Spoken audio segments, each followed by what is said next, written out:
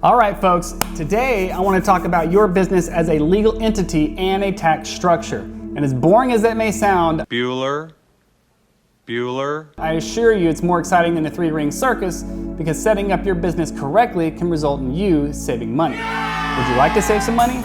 Like maybe several $1,000s?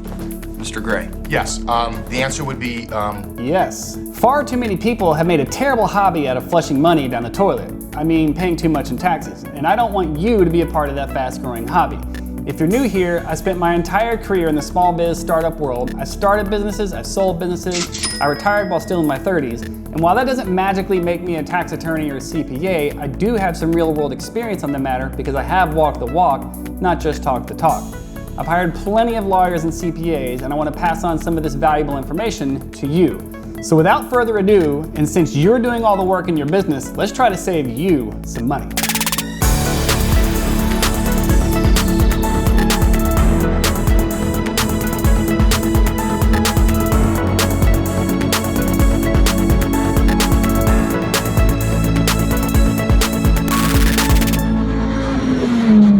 Okay, let's get some terms out on the table and discuss what they really mean. Sole prop, as in sole proprietorship.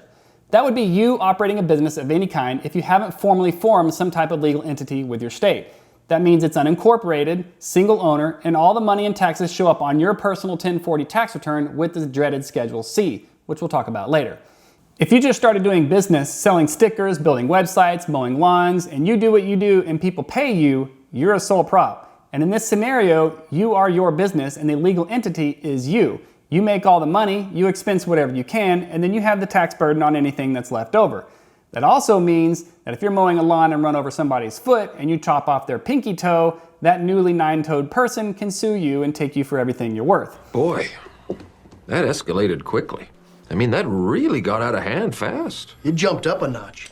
And while that is highly unlikely, with the right lawyer, a lost pinky toe is probably worth anywhere between 10 grand and 20 million. In a sole prop, there is no distinction between the single owner and the business. Not tax-wise, not legal entity-wise, not liability or lawsuit protection-wise.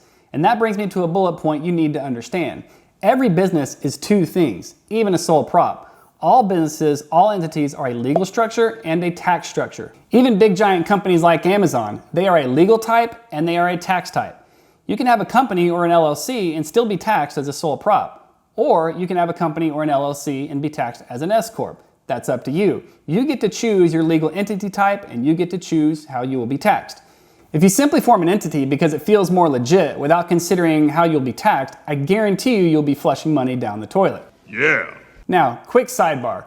Keep things separate, for crying out loud. Get a separate checking account for your business. Even if you're a tiny microscopic sole prop. Get a separate credit card, one that is only used for business purchasing. For the love of all that's good and holy in this world, separate business versus personal when it comes to money coming in and money going out. Yeah. It's easy and free to have a separate bank account and credit card. You'll thank yourself 1,000 times over in the years to come. And if nothing else, go get a DBA from your county so you can accept money in the business's name. Sally's Stickers, Larry's Lawn Mowing. It costs pennies to get a DBA, and then you can make a 10-minute phone call or apply online and get an EIN so the business is separate from your own social security number. I mean, please make this the second thing you do. The first one being buy a good domain or two. File a DBA, get an EIN, and start a separate bank account and credit card in the business's name, even if you're a sole prop. It's not that hard. You can literally tackle all of that in one day before lunchtime. And honestly, if you can't accomplish that entry-level task, business ownership is probably not for you. So just do it. Do it. Do it. Now, let's chat about LLCs. They are very different than a sole prop. LLC is a limited liability company. These are super popular and for good reason. A limited liability company grants you limited liability. The business debts and liabilities are the business's and not yours personally. This means you and the business are completely separate legal entities. That also means, should you run over Sally's pinky toe with your lawnmower, Sally now sues the company and not you personally. She can't take your house, your car, your dog, your bank account, or whatever else is in the lyrics of sad country songs. Take my money, take my wallet. Give me a break. Now, LLCs come in two main varieties, single-member LLCs and multi-member LLCs. Yes, you can operate an LLC with just you all by yourself. Or you can have a multi-member LLC where you and one or more members own the LLC. And now that we've talked about the legal type that is an LLC, let's chat about how they are taxed. By default, a single-member LLC is taxed as a sole prop.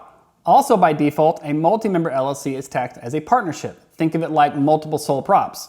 Remember the example above? You mow lawns and the money comes in, expenses are expensed, and anything left over is your income that hits your IRS Form 1040 and graces the dreaded Schedule C when you're taxed as sole props. All sole props have to file Schedule C with their 1040 tax return. The C stands for catastrophe. False. Okay, that was a lie. It actually doesn't stand for anything, like most politicians. Damn! But it should. The C should stand for something, like crap, curse, or crazy. Schedule C is basically an income statement that the IRS throws at sole props or anything taxed as a sole prop so they can add 15.3% tax to whatever income is left after expenses. Raise your hand if you want to pay an extra 15.3% in taxes. Yes, it's as crazy as it sounds. Not only will they pay taxes on their income according to their tax bracket, but they also get the joy of shoveling an extra 15.3% into the money-burning furnace that is the government and their 74,000 employee division that is the IRS. Yes, that's more people than Exxon employs, which is one of the world's largest companies. I think the IRS has so many employees because in my experience, government employees work between the hours of 2 and 2:15 in the afternoon on Wednesdays during leap years. Now, why do they slap that extra 15.3% at those hardworking Americans who are just trying to get by doing what they know how to do? Well, here's the problem. If that self-employed person had a job at any company, they'd be paying payroll taxes. If you've ever received a paycheck before, you probably noticed that FICA is taking a chunk of your money out of every check. Who's FICA? Why is he getting all my money? Payroll taxes are split between the employee and the employer. You pay half and the company pays half. You add those two halves together and it comes out to darn near 15.3%. So if you decide you ain't working for the man anymore and you're just gonna do things yourself and be your own boss and chunk the deuces to the real world, the government still wants that 15%. So they're going to get it on Schedule C for anyone or anything that is taxed as a sole prop, which is the default business entity if nothing else is formed. However, if you play your cards correctly, You got to know when to hold 'em. you can legally shrink the amount of money that gets FICA'd or is subject to that 15% Schedule C equivalent. That's where S-Corps come in. S-Corp is a tax election. You can have an LLC, even a single member LLC, and elect to be taxed as an S-Corp. It's a beautiful thing. A C-Corp can do this as well. Because remember, you are a legal structure and a tax structure. S-Corp is a tax structure, but only LLCs and corporations can make that election. A sole prop cannot make the S-Corp tax election. So let's chat about how this works and how to form or elect it. First off, it's basically a few-page form from the IRS that will take a slow person 5 to 10 minutes to complete and mail. If you formed an LLC or a corporation, electing the S-Corp tax status is extremely easy. But you need to know the implications for doing all this. For starters, the taxes for the company are due on March 15th, 1 month before your personal taxes are due on April 15th. If you are 5 minutes late, they'll hit you and every owner with a $200 penalty, and keep adding $200 for every month that you're late. So if you form an LLC and elect the S-Corp, you need to get your crap together and file your stuff on time. The IRS is not playing about their due dates. In fact, the IRS isn't playing about anything except how hard their 74,000 people work.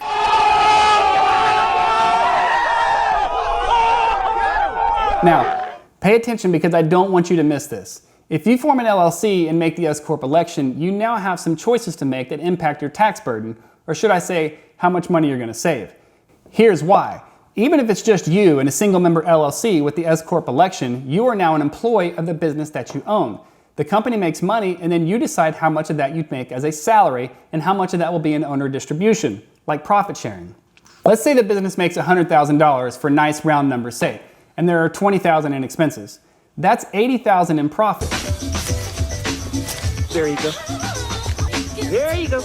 You can pay yourself a W-2 salary of, say, $45,000 and then take $35,000 as an owner distribution. The company will pay half the payroll taxes on that $45,000 and you, the employee, will pay the other half of those taxes on that $45,000. That will happen on each paycheck. Remember FICA? However, the other $35,000 will come as an owner distribution. It legally skips the payroll tax altogether and will just hit you on a Schedule K and get taxed somewhere between 0 and your income bracket rate, depending upon your cost basis in the business. Okay, let's slow down. I don't want you to miss that. If you were a sole prop, the $80,000 in profit from above gets Schedule C. You would pay 15.3% taxes on the whole $80,000. and then continue to pay regular income bracket taxes on the $80,000.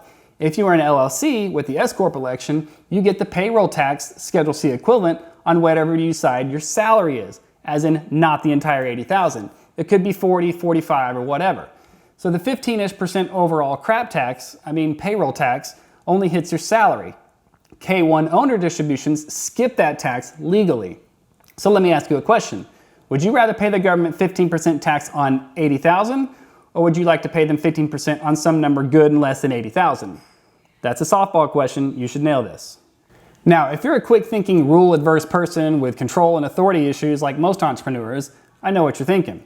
Hey, why don't I just pay myself $5,000 a year and take $75,000 in owner distributions?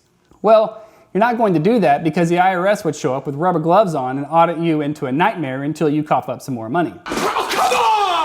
You're required in the S-Corp world to pay yourself a reasonable salary for what you do.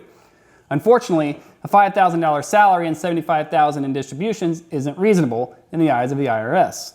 Me, personally, I would always keep the W-2 salary at least a little bit higher than the owner distributions. If you take distributions exceeding your salary, that will raise IRS red flags, and I shouldn't have to tell you that you don't want to raise those flags. In this scenario here, I would typically split it 45 and 35. 45 salary and 35 distribution. And in that scenario, you legally save over $5,200 in taxes since the 35 skips the 15% payroll tax. Now, there is a time to do this and a time not to, because it is a little extra work to run payroll and file taxes in both March and April and all the extra little crap that goes into running an LLC S-Corp configuration. If you're only going to profit, say, $40,000 on the bottom line, don't mess with this stuff yet. Just stay a sole prop and focus on growing.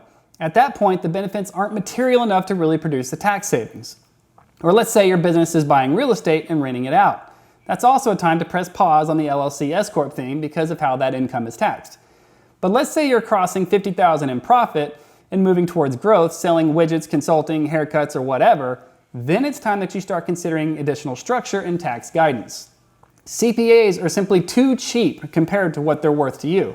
Let this video be a primer for you that you need to do some follow-up homework on. Consult a CPA or a tax pro and lay your business out for them so they can give you some real rubber meets the road advice. Generally speaking, if you find a local CPA that works with small businesses, they won't be all that expensive and they'll save you far more than they cost. But know this, if you do nothing, if you don't educate yourself on these matters, you will waste money. You will pay the government more than you need to and you'll be poorer because of it. You will never by default save money on taxes. It takes a little bit of work. And there comes a time when it is necessary for you to up your tax game. Legally, of course. And that time is a little different for everyone depending upon their business. You really don't have the option to play the tax game. You have to. In fact, you're already on the field and in the game. So learn how to play and learn how to win.